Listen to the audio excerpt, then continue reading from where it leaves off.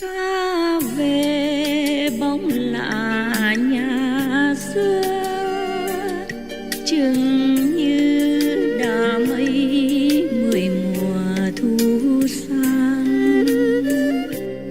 Vườn sau phủ ngập lá vàng, cỏ cây phơ phất bên hàng dậu. Anything else? Oh, no more question, Master. Tell. No more question, Master. No more question, Master. No more. I thought you said one more question. Because you have answered that question earlier. Yeah. I was hoping you say no, Master, no more. And you did. Thank you, thank you. Thank you, Master. This is just to tell you some other things. Because your question before was, what do I call the people in my household? Yeah.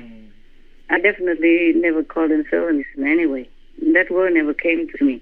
It will feel very strange if I do that. One time, one of your initiated brothers, association member brothers, in the new land, when we first came there, there's a lot of work already. But the dog people, I didn't want them to run out onto the streets of the new land ashram because there would be cars come in and out and people and all that. And maybe all the dog people from the neighbors. Yes. So I asked one of your initiated brothers to come and help me to make a fence around where they sleep, their house.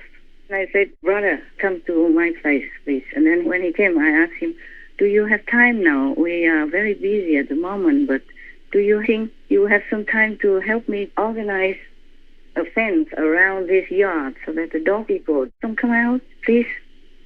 And I was asking him, okay, maybe sweetly or humbly, and say, Master, you don't have to say please. You don't have to ask me in this way. I said, how do I ask you? He said, you just order me to do it. I said, why? Why would I order you to do it? He said, because I'm your disciple.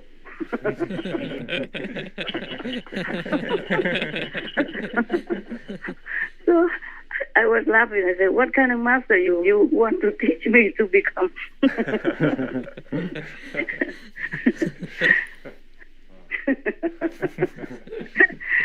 And I can't remember what else he told me or what conversation we had after that.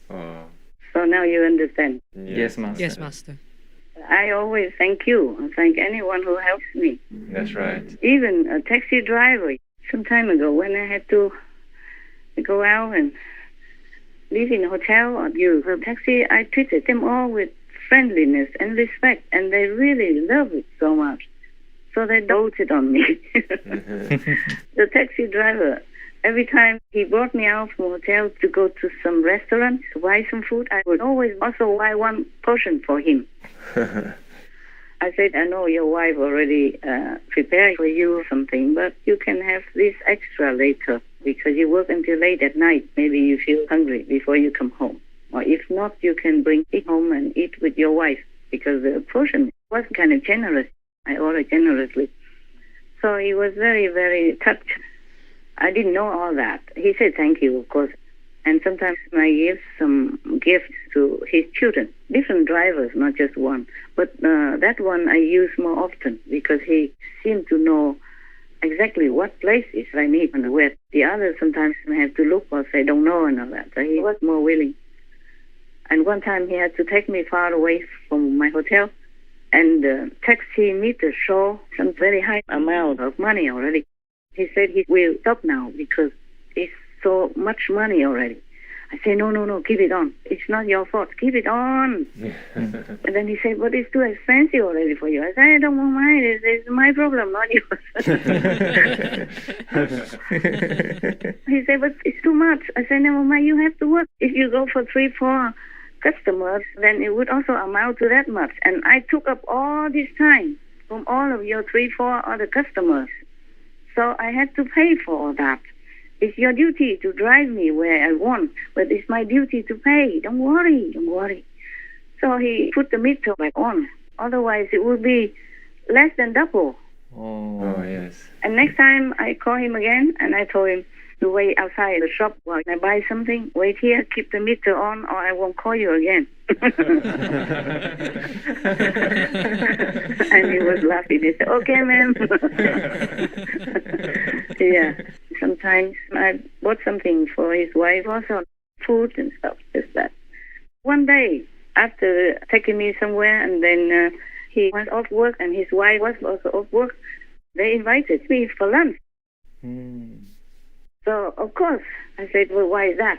They said, oh, we love to. My wife wants to meet you. I said, oh. What did you say?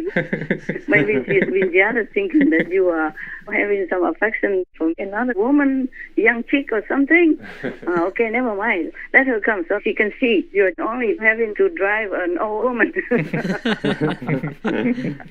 So she won't be jealous then. Let her come. Let's go. So we went to have lunch and they wanted to pay. I said, no, you're joking. You're joking. I said, I paid already. They already took the money. You know, the waiters quietly, yeah? Yes. Like I went to the bathroom and called them, yeah? And I paid. So when I came, now it's all done. And they wanted to pay. They called a waiter to pay. And I said, no, it's done. You're joking. They were very happy. And the wife told me, oh, he talks a lot about you. I said, what? And she said to me, oh, my husband told me that you're very, very kind, very nice, and very, very respectful. I said, of course. Of course. He looks older than me. No, I'm young. I was just joking. I'm older than him. Of course. I said, look at him. He's older than me. I have to respect the older people. No? It was just joking, and they were very happy. Yeah, very, very happy.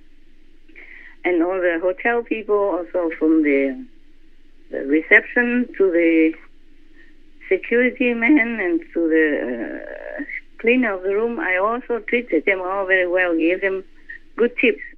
And before I left, I even left tips for the room cleaner.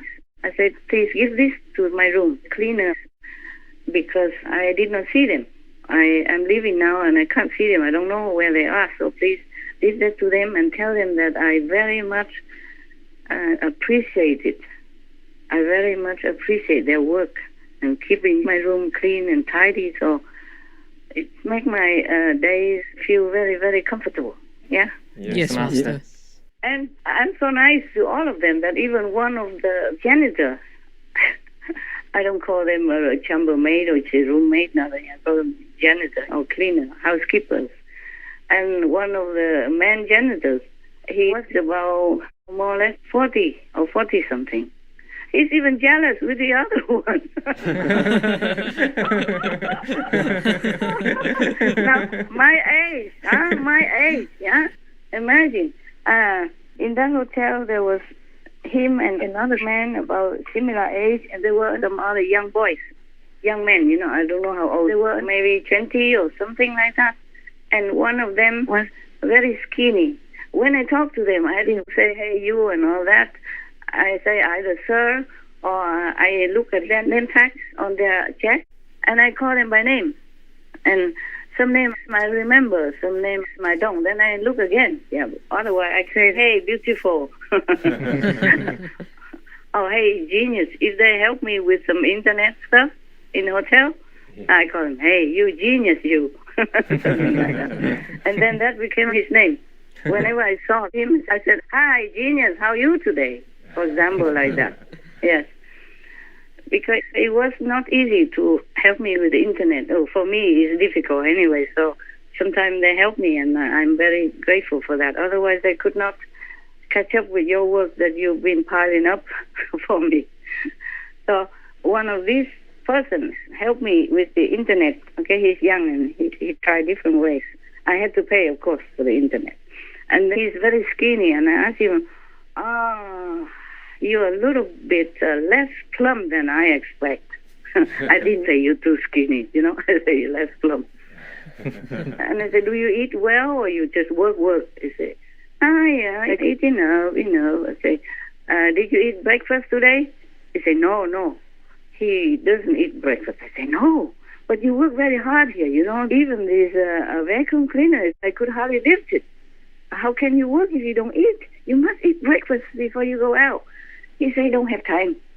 I said, no, simple. You know, you put like different cereals in a big bowl and you put soy milk on it and just go it out quickly. It doesn't take more than a couple of minutes. I said, oh, God, I can't think of that. I said, you have to. Or if you don't want to, you just buy a big bunch of bananas, leave it there every day, take one or two before you go to work. Or an apple, or a banana and apple, that's enough also. And you can eat that on the road even while you ride on the bus or drive the car. Okay, do that next time. Yeah, his name. So next time, there's one older man, you know, the one I said was 40-something. He helped me clean up the room when I was still there. So I came down with him on the escalator. Are you interested in this thing? Yes, Master. Yes, Master. Yeah, you are with me only for Buddha stuff, and yeah, I'm talking about genitals. the Buddha's stuff you have to find out yourself during meditation. I can only talk to you about this stuff. But Buddha stuff is difficult to explain how it looks in that kind of heaven.